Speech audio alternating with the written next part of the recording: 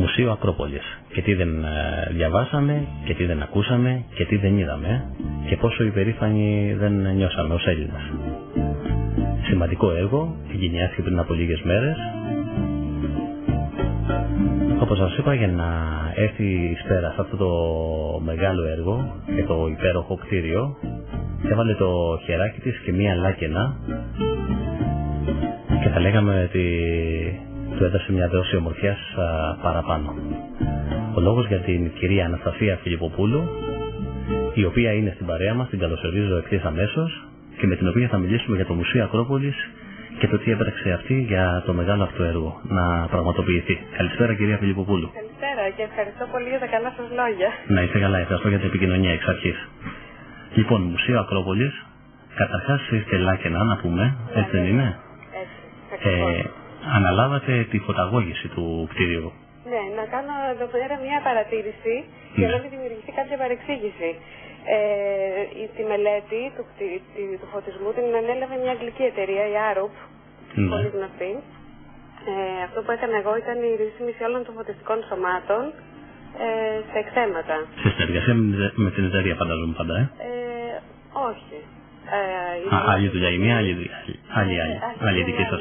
Ωραία. Η μελέτη, ο σχεδιασμός δηλαδή είχε γίνει από τους Άγγλους και εγώ αυτό που έκανα ήταν, τα φωτιστικά ήταν όλα στημένα στο έργο και έπρεπε εγώ να δω ποια από αυτά θα χρησιμοποιήσω, ποια θα βγάλω, θα αφαιρέσω δηλαδή και αυτά που θα χρησιμοποιήσω, πού θα στραφούν, τι λάμπες θα έχουν, αν θα έχουν κάποια αξεσουάρ, φίλτρα κτλ. Αντισαμβωτικά, αν θα αυξομοιωθεί η ένταση κτλ. Δηλαδή έκανα όλο τον τεχνικό φωτισμό, θα έλεγα. Πολύ ωραία. Πριν μας πείτε και άλλες λεπτομέρειες, κυρία Φιλιπποπούλου, θα ήθελα να μας πείτε δύο λόγια όσον αφορά τις σπουδές σας. Έχω τελειώσει το MEP στην Αθήνα, αρχιτέκτονας, και μετά έκανα μάστερ στο Λονδίνο στο τομέα του φωτισμού. Μετά το μάστερ, το οποίο ήταν 1 χρόνο, δούλεψα άλλα 2 χρόνια σε ένα γραφείο μελετών φωτισμού στην Αγγλία και αυτό θεωρώ ότι ήταν πολύ μεγάλη εμπειρία για μένα. Μετά γύρισα στην Ελλάδα και δούλεψα στον Άκτορα και μετά τον Άκτορα ελεύθερο επάγγελμα, σαν φωτισμό. Πάντα.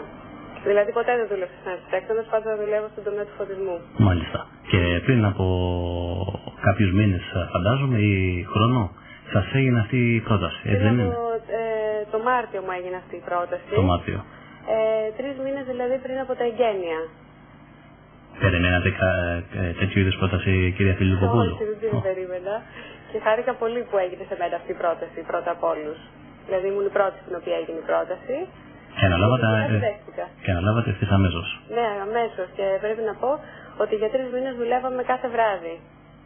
Επειδή τα χρονικά περιθώρια ήταν περιορισμένα, πρέπει να δουλεύουμε κάθε βράδυ.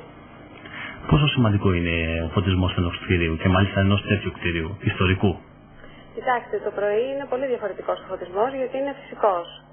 Το βράδυ όμως φαίνονται άλλα πράγματα σε εκθέματα. Ναι. Πολύ διαφορετικά από την ημέρα και εξίσου σημαντικά και ενδιαφέροντα. Οπότε θα έλεγα ότι είναι εξίσου σημαντικός ο τεχνητός φωτισμός. Νομίζω και το βράδυ είναι πιο, έτσι, να το πούμε, πιο φαντασμαγορικός, Ναι, οπωσδήποτε. Γιατί ο φωτισμός των εκθεμάτων που κάναμε είναι και ο βραδινός φωτισμός του κτηρίου. Δεν υπάρχει κάποιος άλλος φωτισμός το βράδυ. Αφήνουν ανοιχτό το φωτισμό των εκθεμάτων και είναι ο φωτισμός του μουσείου αυτός. Τις βραδινές ώρες. Και εκεί φαντάζομαι θα φαίνεται και το αποτέλεσμα της δουλειάς σας. Βέβαια, φαίνεται, ναι.